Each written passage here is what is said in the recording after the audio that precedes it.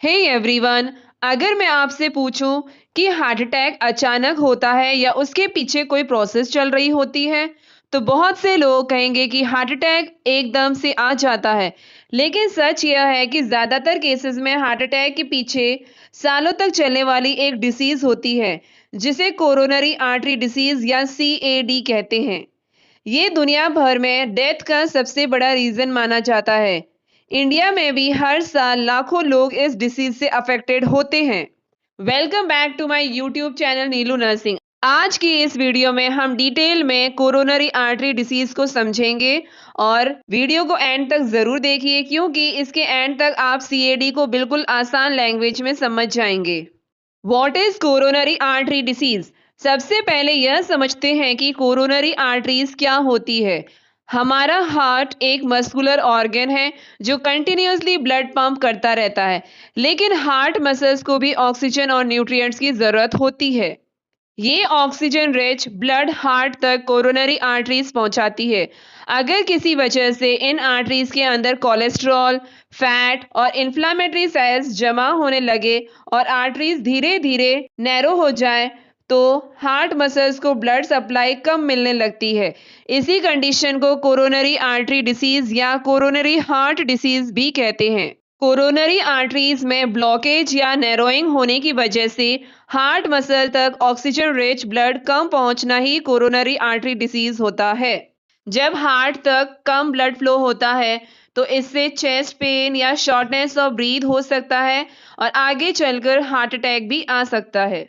Difference between atherosclerosis and coronary artery disease. बहुत से लोग इन दोनों टर्म्स को सेम समझते हैं, लेकिन इनमें भी डिफरेंस है। आर्थरोस्क्लेरोसिस एक प्रोसेस है जिसमें बॉडी की किसी भी आर्टरी के अंदर प्लाक बन सकता है। जब ये प्लाक स्पेसिफिकली कोरोनरी आर्टरीज में बनता है, तब उस डिसीज को कोरोनरी आर्टरी डिसीज कहते हैं। इसका मतलब है आर्थरोस्क्लेरोसिस एक कॉज है और कोरोनरी आर्टरी डिसीज उसका रिजल्ट है। Pathophysiology of coronary artery disease.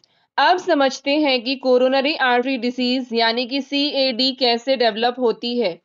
यह प्रोसेस धीरे धीरे कई सालों में होता है।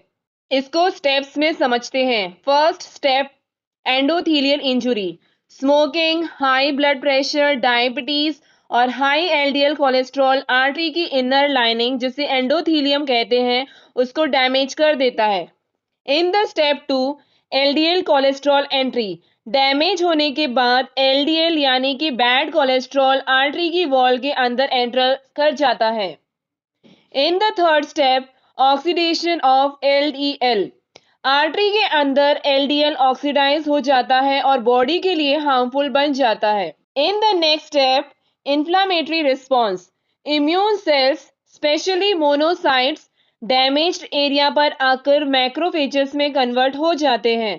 In the next step, foam cell formation. Macrophages oxidised LDL को एनगल्फ करके फॉर्म सेल्स बना देते हैं। In the next step, fatty streak formation. Foam cells के जमा होने से फैटी स्ट्रीक बनती है, जो CAD का सबसे अर्ली विजिबल स्टेज होती है। In the next step, plaque formation. Fat, inflammatory sales और फाइब्रस टिश्यू मिलकर आर्थरोस्क्लेरोटिक प्लाक बना देते हैं। Next, narrowing of coronary artery. Plaque बढ़ने से आर्टरी का ल्यूमन नैरो हो जाता है और हार्ट को ऑक्सीजन रिच ब्लड कम मिलता है, जिससे एंजाइना यानी कि चेस्ट पेन हो सकता है। Next step is plaque rupture. कभी कभी प्लाक की आउटर फाइब्रस कैप टूट जाती है, जिसे प्लाक रप्चर कहते हैं। Next is thrombus formation. Plaque rupture के बाद प्लेटलेट्स एक्टिवेट होते हैं और ब्लड क्लॉट यानी कि थ्रोम्बस बन जाता है। And the last step is complete blockage and heart attack. अगर क्लॉट आर्टरी को कंप्लीटली ब्लॉक कर दे, तो ब्लड सप्लाई रुक जाती है और मायोकार्डियल इंफार्क्शन यानी हार्ट अटैक हो जाता है। अब बात करते हैं इसके कॉजेज एंड रिस्क फैक्टर्स की। कोरोनरी आर्टरी डिसीज का सबसे कॉमन कॉज आर्थरोस्क्लेरोसिस है। जैसा कि हमने अभी बताया, इस प्रोसेस में कोलेस्ट्रॉल, फैट, कैल्शियम और इन्फ्लामेटरी सेल्स मिलकर आर्टरी की वॉल्स के अंदर प्लाक बनाते हैं। जैसे जैसे प्लाक बड़ा होता है, आर्टरी का ल्यूमेन नैरो हो जाता है और हार्ट मसल तक ब्लड और ऑक्सीजन की सप्लाई कम होने लगती है। अगर इसके रिस्क फैक्टर्स की बात करें तो दो टाइप के रिस्क फैक्टर्स होते हैं। पहला non modifiable risk factors and the second one is modifiable risk factors. Non modifiable risk factors ये ऐसे रिस्क फैक्टर्स होते हैं जिन्हें हम चेंज नहीं कर सकते। इंक्रीजिंग एज, एज बढ़ने के साथ आर्टरीज की इलास्टिसिटी कम हो जाती है और प्लाक बनने का रिस्क बढ़ जाता है। मेल जेंडर, आदमियों में सीएडी का रिस्क रिलेटिवली ज़्यादा होता है। विमेन में मेनोपॉज के बाद रिस्क बढ़ने लगता है। Next is family history. अगर पेरेंट्स या सिबलिंग्स को कम एज में हार्ट डिसीज हुई हो तो सीएडी का रिस्क बढ़ जाता है। Next is genetic factors. कुछ जेनेटिक कंडीशंस कोलेस्ट्रॉल लेवल को बढ़ा देती हैं जिससे सीएडी जल्दी डेवलप हो सकती है। अब बात करते हैं मॉडिफाइएबल रिस्क फैक्टर्स की।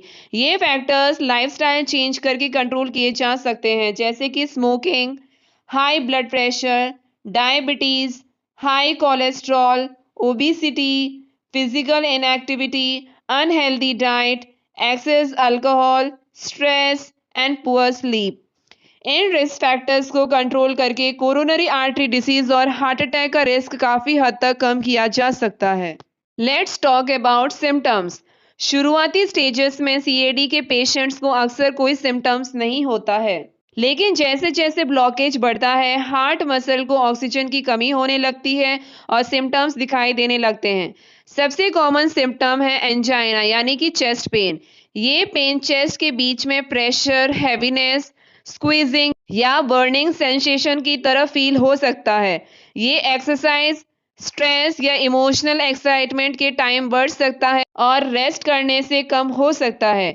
इसके दूसरे कॉमन सिम्टम्स हैं chest tightness, left arm, shoulder, jaw, neck या बैक तक पेन का फैल जाना, शॉर्टनेस ऑफ ब्रीथ, फैटिग या जल्दी थक जाना, एक्सेसिव स्वेटिंग, डिजीनेस या लाइट हेडेडनेस, नोजिया या वॉमिटिंग, पाल्पिटेशंस यानी कि हार्ट बीट का फास्ट या इरेगुलर फील होना।